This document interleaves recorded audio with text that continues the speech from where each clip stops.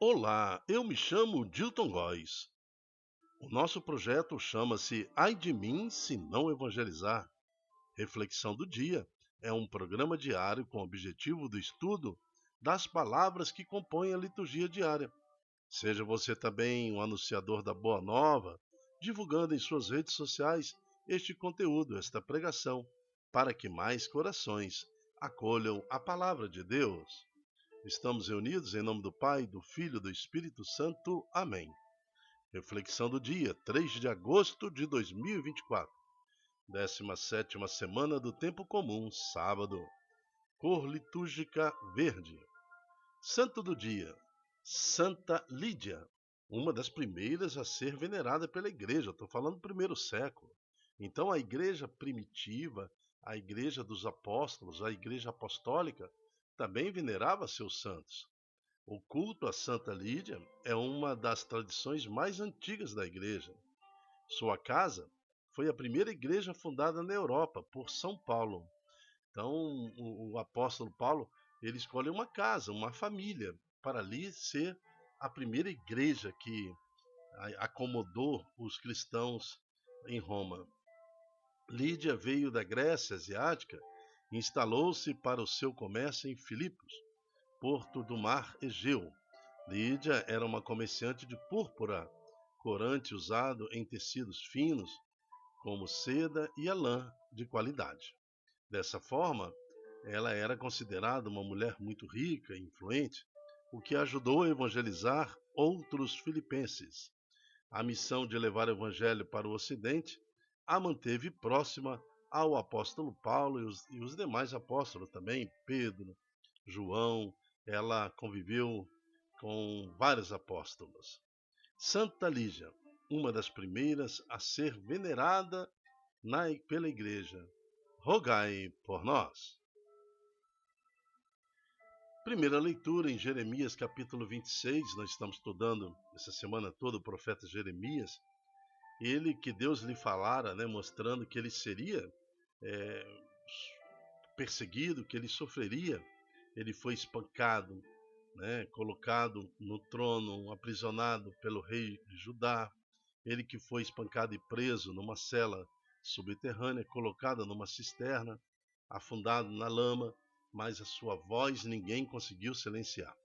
Então, assim, em Jeremias capítulo 26, ele fala: naqueles dias, os sacerdotes e profetas dirigiram-se aos chefes e de todo o povo, dizendo: este homem foi julgado réu de morte, porque profetizou contra esta cidade, como ouviste com os vossos ouvidos. Isso foi na leitura da palavra de ontem, que ele falou mesmo, que aquela cidade seria uma segunda Siló, ou seja, ausência de Deus, descanso de Deus, profetizando assim também que Jesus também estaria ali. E depois falou mesmo que aquela cidade ia ser desonrada, não ficaria pedra sobre pedra, como não ficou, e logo depois do tempo de Jesus tudo foi destruído. E isso tudo aconteceria se esse povo de Israel não se convertesse ao Senhor. Então aconteceu de fato, Nabucodonosor foi lá, destruiu tudo, eles foram humilhados, deportados, mas a profecia, quando ela se cumpre de fato com a conversão do povo, Deus intervém na história, mas aquele povo não quis, Ao contrário, estão falando aqui, na continuidade do evangelho de ontem.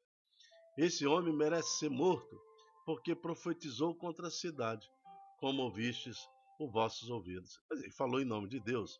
Disse Jeremias aos dignatários e a todo o povo: o Senhor incumbiu-me de profetizar e para esta casa e para esta cidade através de todas as palavras que ouvistes. Agora, portanto, tratai de emendar as vossas vidas e as vossas obras. Ouvi a voz do Senhor vosso Deus, que ele voltará atrás da decisão que tomou contra vós, ou seja, de abandonar Israel e deixá-la à própria sorte. Eu estou aqui em vossas mãos. Fazei de mim o que vos parecer conveniente e justo, mas ficais sabendo que se me derdes a morte, tereis derramado um sangue inocente contra vós mesmos e contra essa cidade e seus habitantes. Pois em verdade o Senhor enviou-me a voz para falar tudo isso e a vossos ouvidos. Nessa hora aí, na hora que ele falou assim, o chefe do povo em geral disseram aos sacerdotes e profetas: esse homem não merece ser condenado. Ou seja, eles ficaram com medo, né? Como é que eu vou matar um homem inocente se sangue será derramado sobre nós? O chefe do povo começaram a mudar a ideia. Acho que ele não merece ser morto, não, né? Ele não pode ser condenado à morte. Ele falou-nos em nome do Senhor nosso Deus. Jeremias então passou a ter proteção de Aicã, filho de Safã, para não cair nas mãos do povo e evitar ser morto. Com medo, né? Aquele povo teria toda a liderança, principalmente a religiosa, de se concretizar todas as maldições.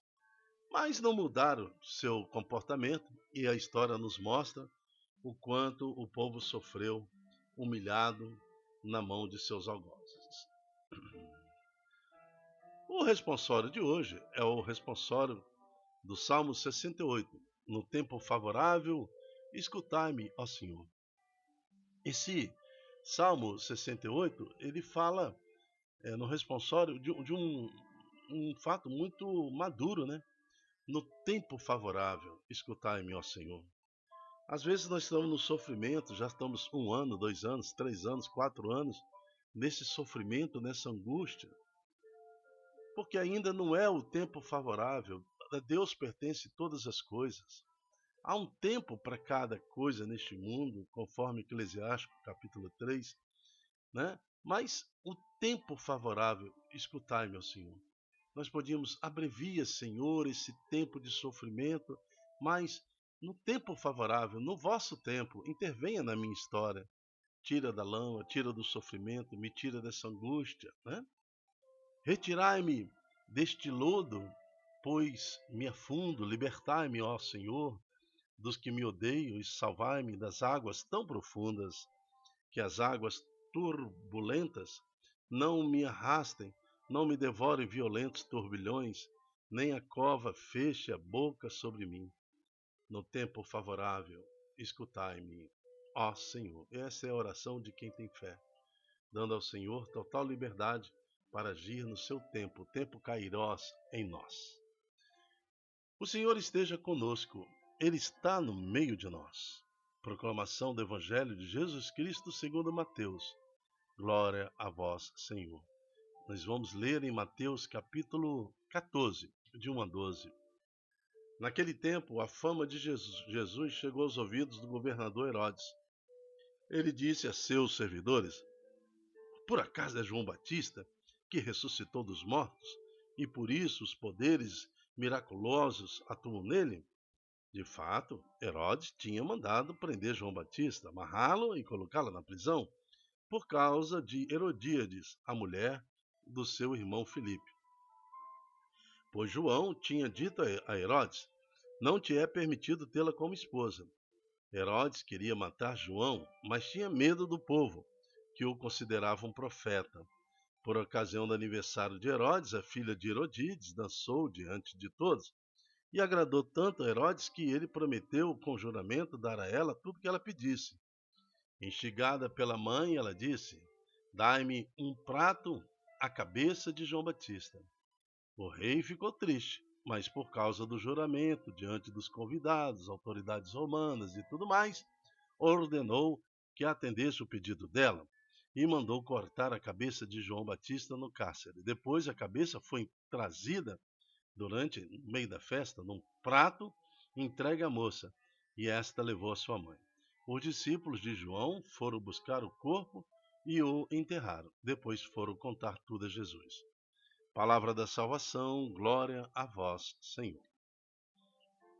Estamos diante aqui de uma maldade extrema, prevista também em Jeremias capítulo 26. Veja que os chefes e o povo em geral ficaram com medo de prender, de matar Jeremias, porque eles tinham medo que aquela maldição recaísse sobre eles. Jeremias passou então a ter proteção das autoridades para que ninguém matasse ele e o sangue inocente fosse contado na mão dos judeus daquela época. Ao contrário aqui, nós estamos vendo, Herodes, ele também não matou João Batista a princípio, ele prendeu, mas ele tinha medo do povo, que o considerava como profeta. E Herodes também tinha medo de cometer aquele assassinato, a morte de João Batista, porque ele tinha medo das maldições. Agora vem assim o compromisso humano, né? Quando a minha vaidade, arrogância, ela impera em mim mais do que a minha decência, meu moral, meu temor a Deus. Herodes está preso agora pela palavra que ele falou para a filha de Herodíades. Ele tinha intenção, né? Ele ia ficar rodando em cima da filha de Herodíades, danado. Então ele falou: te darei todo o meu reino, a metade do meu reino, se pedires. O que pedir, eu vou te dar. Então, falou isso de bravata, né? Mas a Herodíades, a mãe da moça, falou assim: então pede a ele a cabeça de João Batista.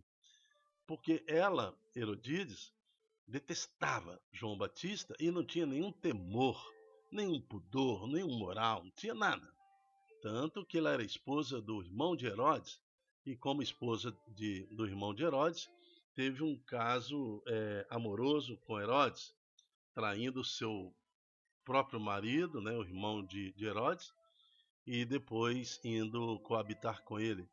Mas, veja, ela não tinha moral nenhum, não tinha valor nenhum, nada. Agora, como a autoridade sanguínea de uma pessoa transfere para o filho, para a filha, as suas maldições? A autoridade sanguínea de um pai, de uma mãe, pode lhes trazer bênção, obediência, né? Porque existe essa autoridade. O pai e uma mãe dentro de casa é uma autoridade.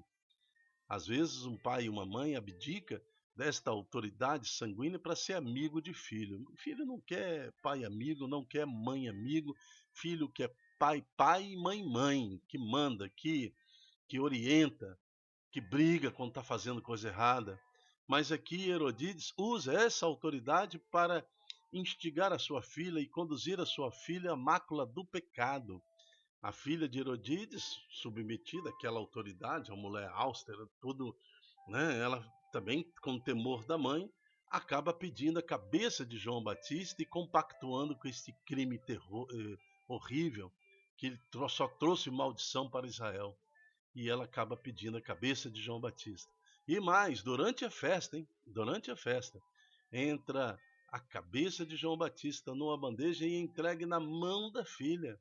A moça deve ter tido quase que um desmaio, quase que um pânico, mas mesmo assim, com todo esse ato horrível, parecendo um filme de terror, ela conduziu a cabeça daquele homem até sua mãe Herodíades e a entregou. A Herodíades, cheia de orgulho, vaidade, sem temor e pudor de nada, olhou para João Batista e falou: agora eu vinguei, agora está aqui a minha vingança. Saiu, né, para jogar a cabeça ao lixo, enquanto a festa conduzida por Herodes continuava com baladas, músicas, churrasco, vinhos e tudo mais, desprezando assim a morte do profeta. Assim, meus irmãos, será até os fins dos tempos. Todos querem silenciar a Igreja Católica Apostólica Romana.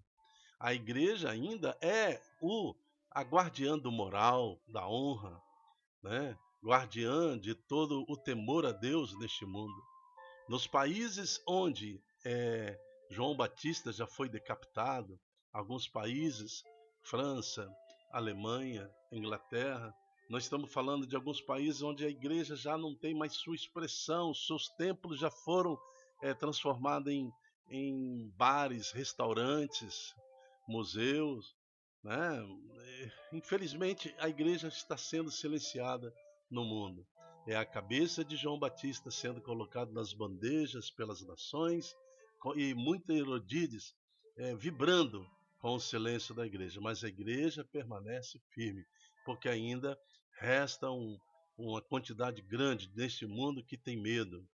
Prefere proteger o profeta do que compactuar com as maldições, como nós vimos na primeira leitura. Então o Senhor nos guarde de participar dessas heresias e de tantas coisas como nós acabamos de enxergar nessa grande festa mundial que foi a Olimpíadas. Tantas heresias Deus nos proteja, Deus possa nos guardar e que jamais compactuemos com isso e que usemos da autoridade sanguínea sobre os nossos filhos para conduzi-los à graça, ao moral, à salvação eterna diante de Deus. Amém. Nosso projeto é Ai de mim se não evangelizar. Seja você também um anunciador da Boa Nova. Divulgue em suas redes sociais esta palavra, este ensino, para que mais corações possam, a partir de hoje, temer ao Senhor, o nosso Deus, no sentido de ter medo de perder a amizade de Deus e assim alcançar a vida eterna. Amém. Até a próxima, se Deus quiser. Tchau, tchau.